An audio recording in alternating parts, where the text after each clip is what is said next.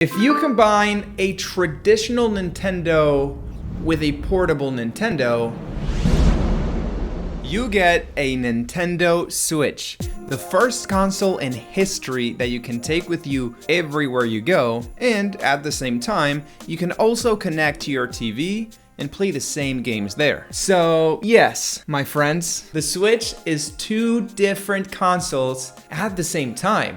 Or, like Hannah Montana would say, it is the best of both worlds. All of this is possible because the Switch is actually made out of a bunch of small pieces that connect to each other in different ways. And depending on the way you connect them together, you get one console or the other, like with a Lego. Of course, two of these pieces are the famous Joy-Con controllers, which may look a little bit basic at first, but nah. These controllers are filled up with very cool features. As you can see, they have these two black rails, one at each side, which let them connect to the display, or to the controller case, or to these little adapters that turn each Joy-Con into one individual controller. Yes, that's right, you don't need to buy a separate controller to play with someone else. In 20 seconds, you can create that other controller and save $70.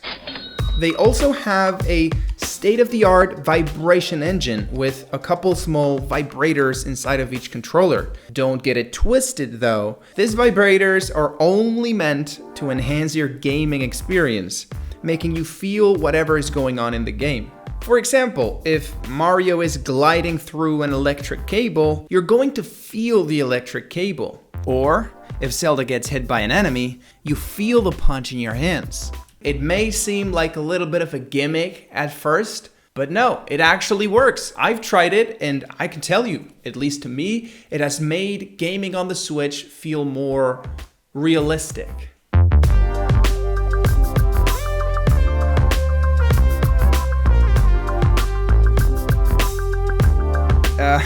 Moving on, I would like to talk about the most important out of all of those Switch components, the display, which is actually not just a display. It also packs every single component that powers the Switch. Graphics, processor, RAM, memory, everything. It's all here.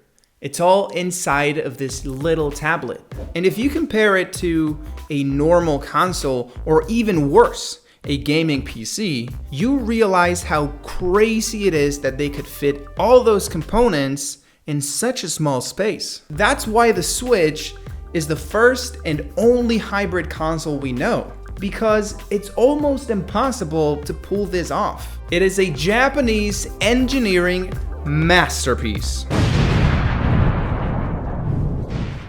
But, of course, inevitably, some compromises were made. Cramming all those components inside of such a small space, although it's very impressive, is also very expensive.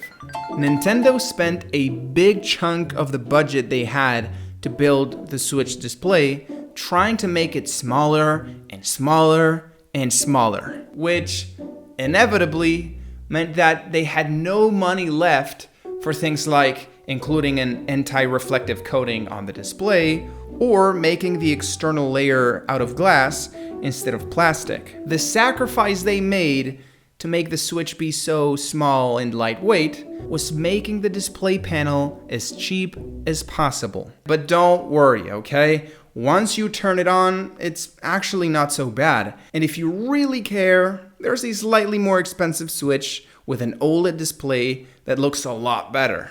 And that, by the way, has a very juicy price on Amazon. For those interested, I left a direct link in the description that you can click after we talk about the games. Because guys, we're looking at one of the best catalogs ever on any Nintendo console. We have the official first-party games like Mario, Zelda, Animal Crossings, which traditionally have always been very good, but the ones that came out for the Switch are even better. Some of these games will go down in history as golden classics of this day and age. And just for the opportunity of playing them, I think it's worth it to buy the Switch. But there's a lot more. We also get a bunch of third-party games, both exclusive for the Switch or multi-platform, a bunch of remastered games for the Wii U, a bunch of old Nintendo classics, and most importantly, at least for me, we get a giant catalog of indie games, which, as many of you know, are low-budget games made by smaller studios that offer a completely original, very innovative experience, at least compared to the more mainstream alternatives. If you're tired of playing the same game over and over and over again, I recommend you give at least one of these indie games a try.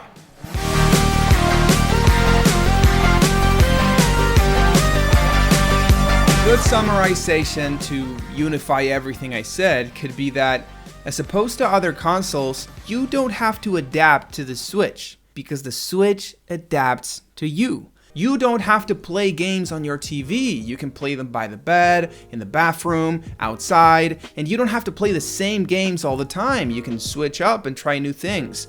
The Switch makes it very easy to play and have fun wherever you are, however you want. I'm sure most of you clicked on this video because you want to buy a Nintendo Switch, but you're not really sure, you've not fully made the decision, so I'm gonna make it very easy, okay? Yes, and 1,000 times yes, you should get it. Now is actually the best time ever to do it because, first of all, you have multiple variants of the Switch to choose from. You have the original Switch, you have the OLED model, you have the light version for handheld mode. There's a giant catalog of games, and as I said, it has a very juicy price on Amazon. Come on, click it, get it, you're gonna love it.